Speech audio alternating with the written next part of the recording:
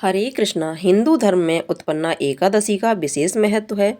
कृष्ण पक्ष की उत्पन्ना एकादशी के दिन ही एकादशी व्रत की शुरुआत हुई थी। भगवान विष्णु ब्रह्मांड के पालनहार और वह अपने भक्तों की सभी इच्छाओं की पूर्ति करते हैं। धार्मिक मान्यताओं के अनुसार आज के दिन जो भी भक्त सच्चे मन से व्रत रखकर व्रत की कथा पढ़ते सुनते हैं, उन पर एकादशी माता और भगवान विष्णु की कृपा सदैव बनी रहती है। हिंदू धर्म की मान्यता अनुसार हर साल मार्गशीर्ष मास में कृष्ण पक्ष की एकादशी तिथि को उत्पन्ना एकादशी व्रत रखा जाता है। वर्ष 2024 में उत्पन्ना एकादशी 26 नवंबर दिन मंगलवार को मनाई जा रही है। इस व्रत के लिए मार्गशीर्ष कृष्ण दशमी के तिथि से ही इस व्रत की तैयारी की जाती है। इस दिन चावल और मसूर दाल का सेवन वर्जित माना गया है। इस दिन निष्ठापूर्वक भगवान श्री विष्णु की पूजा करने तथा व्रत उपवास रखने से अनंत गुना फल प्राप्त होता है। तो आज की इस वीडियो में आप सुनेंगे उत्पन्ना एकादशी की संपूर्ण व्रत कथा और तुलसी माता की कथा के साथ आरती भी, क्योंकि भगवान विष्णु को तुलसी जी अत्यंत प्रिय हैं। जो भक्त भगवान विष्णु के साथ ही आज के दिन तुलसी जी की पूजा करके तुलसी जी के पौधे में दीपदान करते हैं, उन्हें कभी भी आर्थिक समस्याओं का सामना नहीं करना पड़ता। तो आज की इस वीडियो में आप सुनेंगे उत्पन्ना एकादशी की कथा और तुलसी माता की कथा के साथ आरती भी। एक समय सतयुग में मुर नाम का दैत्य उत्पन्न हुआ। वह बड़ा बलवान और भयानक था। उस प्रचंड दैत्य ने इंद्र, आदित्य, वायु, अग्नि आदि सभी देवताओं को पराजित करके भगा दिया। तब इंद्र सहित सभी देवताओं ने भयभीत होकर भगवान शिव से सारा वृत्तांत कहा और बोले, हे कैलाशपति, मुर दैत्य से भयभीत होकर सब देवता मृत्युलोक में फिर रहे हैं। इस पर भगवान शिव ने कहा, हे देवताओं, तीनों लोकों के स्वामी, भक्तों के दुखों का नाश करने वाले भगवान विष्णु की शरण में जाओ, वे ही तुम्हारे दुखों को दूर कर सकते हैं। शिवजी के मुख से ऐसे वचन सुनकर भी सभी देवता क्षीर सागर में पहुँचे और वहाँ भगवान को शयन करते देख हाथ जोड़कर उनकी स्तुति करने लगे। हे देवताओं द्वारा स्तुति करने योग्य प्रभु, आपको बारंबार नमस्कार है। देवताओं की रक्षा करने वाले मधुसूदन, आपको नमस्कार है। आप हमारी रक्षा करें। दैत्यों से भयभीत होकर हम सब आपकी शरण में आए हैं। आप इस संसार के कर्ता, माता पिता, उत्पत्ति और पालन करता और संहार करता हैं। सबको शांति प्रदान करने वाले हैं। आकाश और पाताल भी आप ही हैं। सबके पितामह ब्रह्मा, सूर्य, चंद्र, अग्नि, सामग्री, होम, आहुति, मंत्र, तंत्र, जप, यजमान, यज्ञ, कर्म, कर्ता, भोक्ता भी आप ही हैं। आप सर्वव्यापक हैं। आपके सिवा तीनों लोकों में चर तथा अचर कुछ भी नहीं है।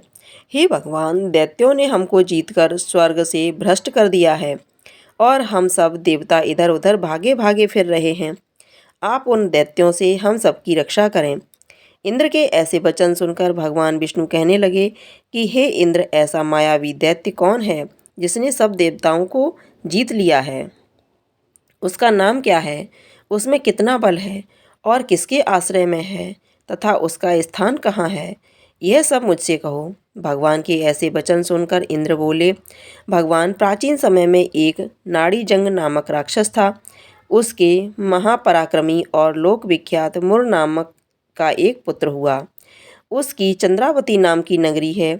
उसी ने सब देवताओं को स्वर्ग से निकालकर वहां अपना अधिकार जमा लिया है। उसने इंद्र, अग्नि, वरुण, यम, वायु, ईश, चंद्रमा आदि सबके स्थान पर अधिकार कर लिया है। सूर्य बनकर स्वयं ही प्रकाश करता है, स्वयं ही मेघ बन बैठा है और सबसे अजय है।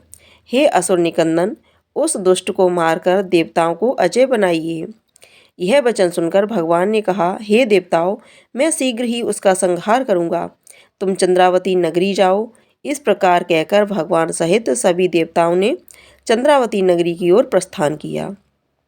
उस समय दैत्यमुर सेना सहित युद्ध भूमि में गरज रहा था। उसकी भयानक गर्जना सुनकर सभी देवता भय के मारे चारों दिशाओं में भागने लगे।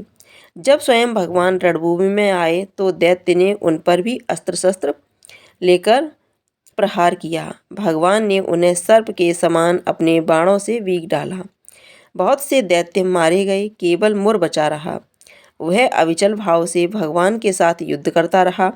भगवान जो जो भी तीक्ष्ण बाण चलाते वह उसके लिए पुष्प सिद्ध होता।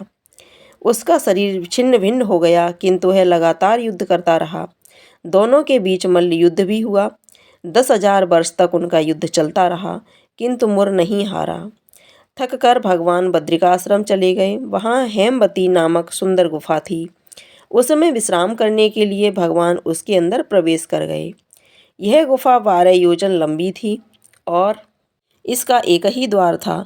विष्णु भगवान वहाँ मोर के पीछे जा रहे थे और भगवान को सोया देखकर मरने को उद्यत हुआ। तभी भगवान के शरीर से उज्ज्वल कांतिमय रूप वाली देवी प्रकट हुई। देवी ने राक्षस मुर को ललकारा, युद्ध किया और उसे तत्काल मौत के घाट उतार दिया। श्री हरि जब योग निद्रा की गोद से उठे तब सब बातों को जानकर उस देवी से कहा कि आपका जन्म एकादशी के दिन हुआ है, अतः आप उत्पन्ना एकादशी के नाम से पूजित होंगी। आपके भक्त वही होंगे जो मेरे भक्त हैं। इस एकादशी व्रत की बहुत महिमा है। विष्णु भगवान की जय। अब आप सुनेंगे तुलसी माता की कथा। कार्तिक महीने में सब औरतें तुलसी माता को सींचने जाती। सब तो सींच कर आती, परंतु एक बुढ़िया माई आती और कहती कि हे तुलसी माता, सत की दाता, मैं तेरा बिड़ला सींचती हूँ, मुझे बहू दे, पीले रंग की धोती दे, मीठा मीठा घास दे, बैकुंठ में बास दे, चटक की चाल दे, अच्छी मौत दे, चंदन का काठ दे, अच्छा राज दे, दाल भात खाने को दे और 11 के दिन दे, कृष्ण का कंधा दे। तब तुलसी माता यह बात सुनकर सूखने लगी। तो भगवान ने पूछा कि हे तुलसी, तुम क्यों सूख रही हो? तुलसी माता ने कहा, मेरे मन की मत पूछो। तो भगवान ने कहा कि अगर मैं यह बात नहीं पूछूंगा तो कौन पूछेगा? तो तुलसी माता ने कहा, एक बुढ़िया रोज आती है और यही बात कहकर जाती है, परंतु मैं सब बात तो पूरी कर दूंगी, लेकिन कृष्ण का कंधा कहाँ से दूंगी? तो भगवान बोले कि जब वह मरेगी तो मैं अपने आप कंधा दे आऊँगा। तो बुढ़िया माई से कह दियो। बाद में बुढ़िया माई मर गई। सारे गांव वाले इकट्ठे हो गए और बुढ़िया को ले जाने लगे। तो वह इतनी भारी हो गई कि किसी से भी नहीं उठी।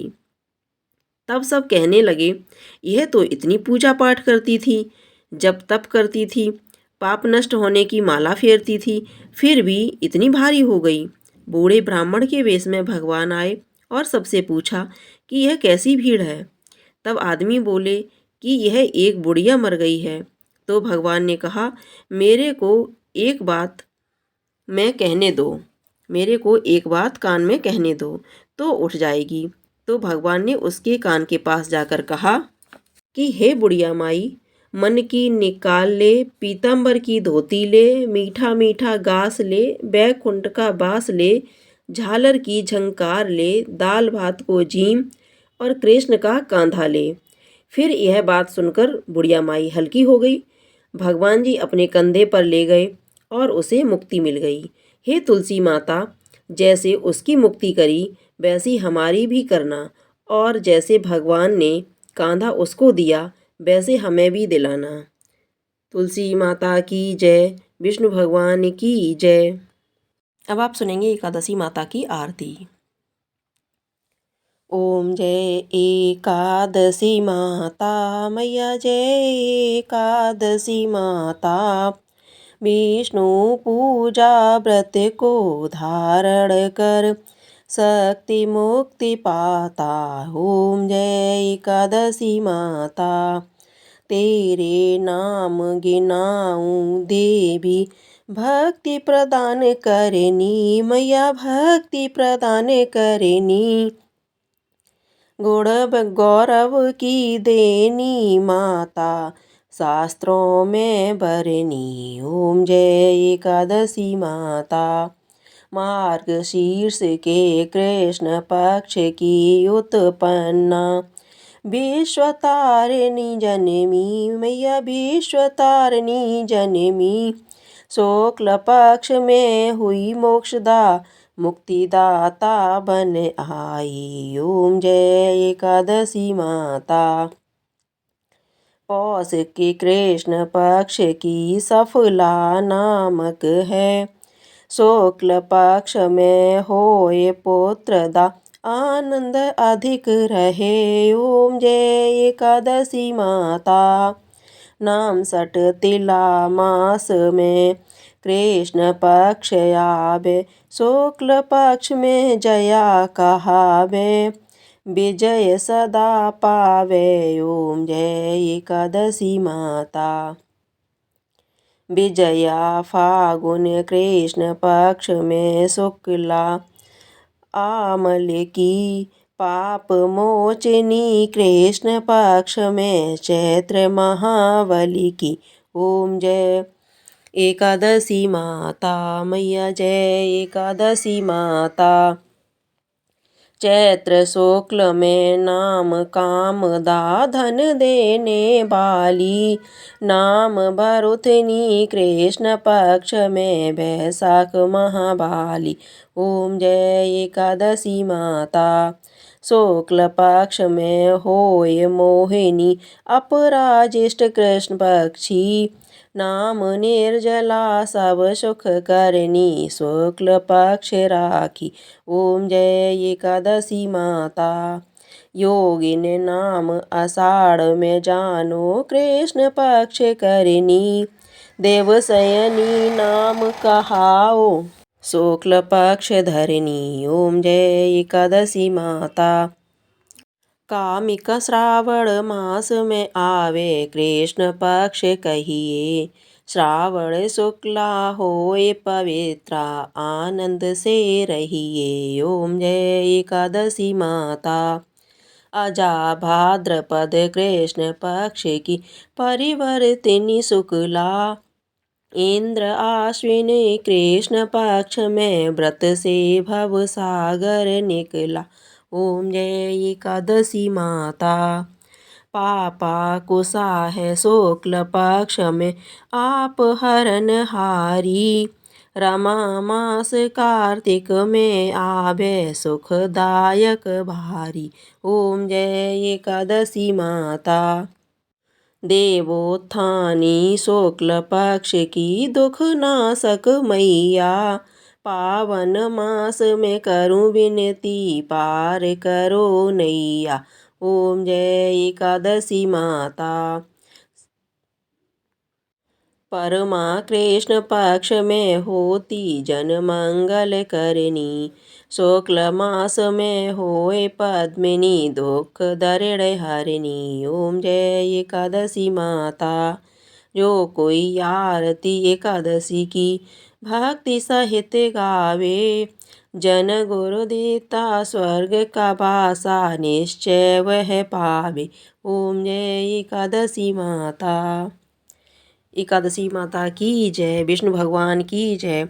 अगर आपको यह कथा आरती पसंद आई हो तो कमेंट बॉक्स में जा करके विष्णु भगवान की जय तुलसी माता की जय अवश्य लिखिएगा। साथ ही साथ वीडियो को लाइक कीजिएगा, शेयर कीजिएगा।